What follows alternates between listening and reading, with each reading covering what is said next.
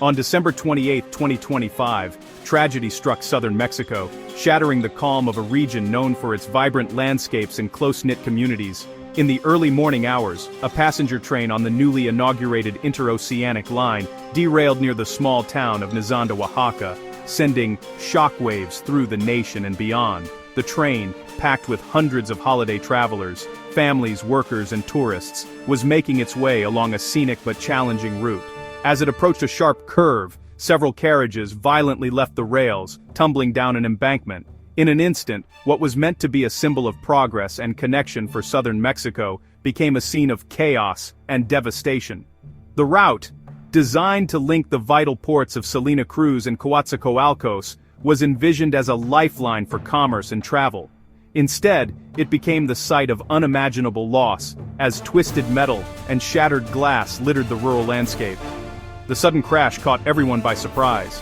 Passengers who moments before were chatting or gazing out the window now found themselves scrambling to escape the wreckage. For many, a routine journey was transformed in seconds into a desperate fight for survival, as cries for help echoed across the fields. The derailment is a major blow to the ambitious interoceanic train project, which had been celebrated as a new era for Mexican infrastructure. Now, urgent questions are being raised about safety protocols, maintenance standards, and oversight on the line. As rescue efforts began, the nation's focus shifted from holiday celebration to collective mourning. Emergency teams raced against time to reach the remote site, treating the injured and searching for survivors amid the wreckage. Communities nearby gathered to offer support, lighting candles and praying for those affected. Initial reports were slow to emerge due to the isolated location and damaged communications. But as the scale of the disaster became clear, the story dominated national and international headlines, sparking an outpouring of grief and concern. President Claudia Sheinbaum responded swiftly, mobilizing government resources and deploying military and emergency teams to the site. Her actions underscored the gravity of the crisis and the urgent need for answers.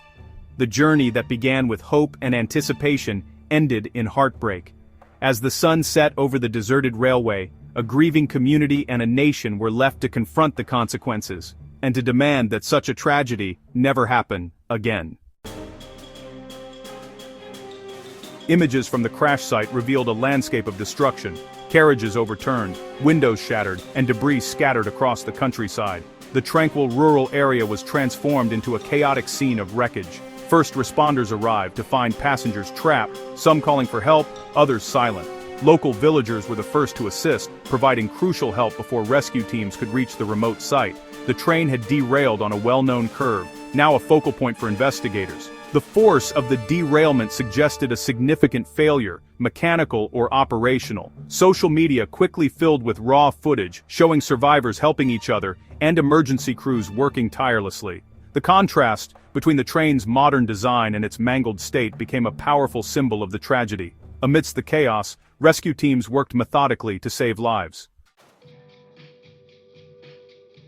The derailment claimed at least 13 lives and left 98 injured among the 250 people on board. The process of accounting for everyone was painstaking, as families waited anxiously for news. Injuries ranged from minor to critical, with dozens still hospitalized days after the crash. Survivors, though physically safe, faced deep psychological trauma. Many escaped the wreckage by helping others, their stories a testament to resilience. The victims were a diverse group: students, workers, tourists, families, each loss a personal tragedy. The human toll is not just a statistic, but a collection of lives forever changed. Authorities focused on supporting families and providing care for the injured. The journey to recovery, both physical and emotional, will be long. The emergency response was swift but hampered by the remote, rugged terrain. The Mexican Navy led the effort, joined by local police and civil protection agencies. President Sheinbaum dispatched top officials to oversee the response and support families. Rescue teams worked through the night, carefully extricating trapped passengers from the wreckage. Medical teams set up triage stations, and helicopters airlifted the most severely injured to hospitals. First responders' dedication was evident as they battled difficult conditions to save lives. Authorities also managed information flow and provided support to distraught families. Temporary shelters and psychological services were established for survivors and relatives. The coordinated response was crucial in preventing further loss of life. Survivors described the derailment as sudden and violent, a moment that shattered the calm of their journey in an instant. Many passengers were jolted awake or thrown from their seats, unsure of what was happening as chaos erupted around them. The screech of metal and the shattering of glass filled the air, leaving a lasting impression on everyone present. Many recalled the train moving unusually fast as it approached the curve, fueling speculation about a loss of control. Some passengers later said they felt a sense of unease moments before the accident, noticing the train swaying more than usual as it sped along the tracks.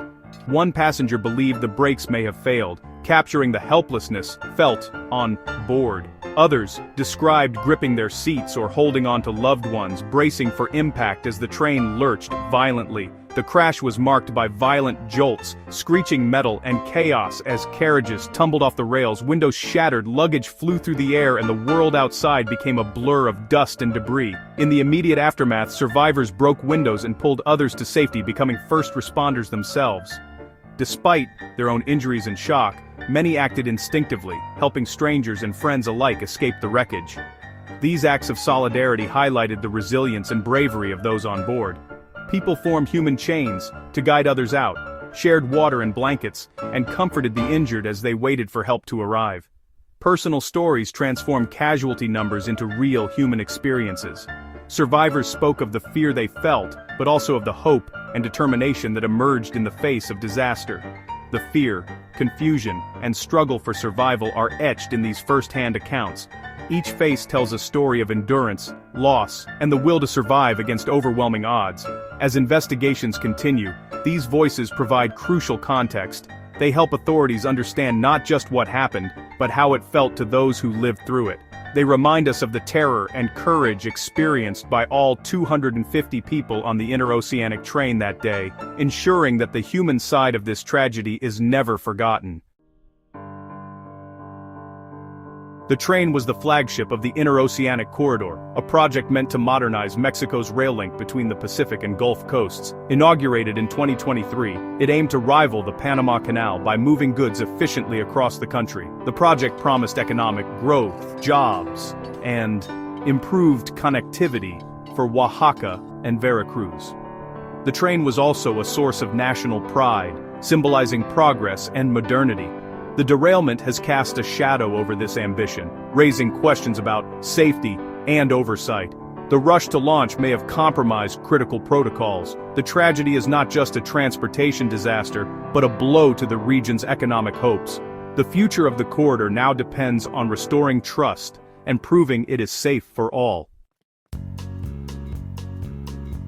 The derailment was not the first safety incident on the new interoceanic line.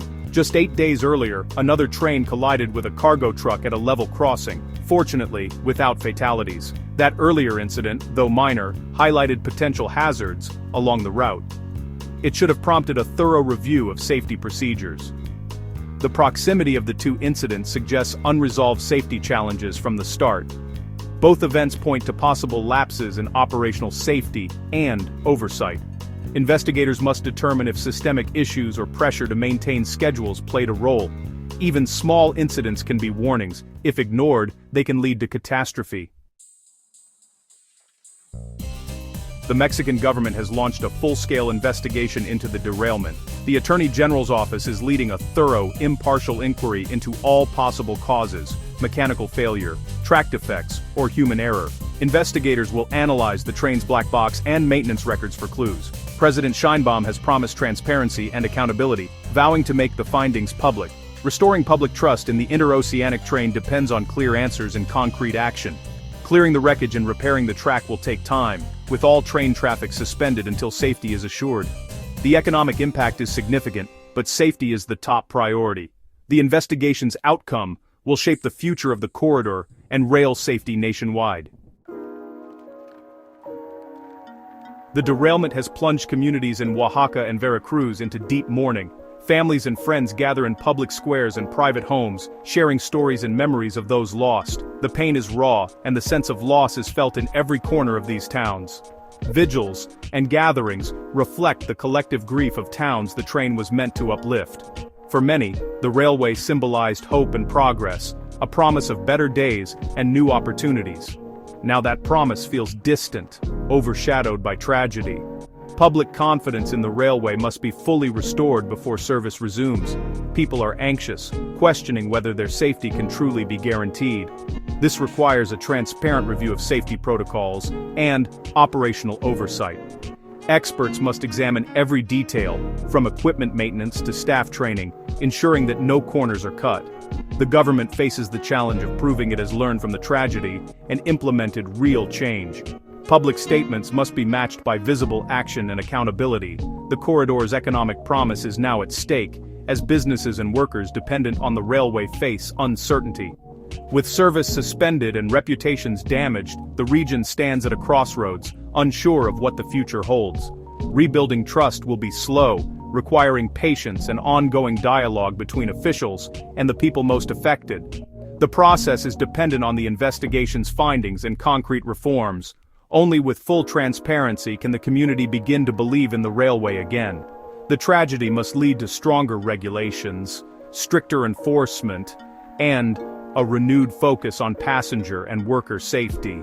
Only by building a true culture of safety can future disasters be prevented.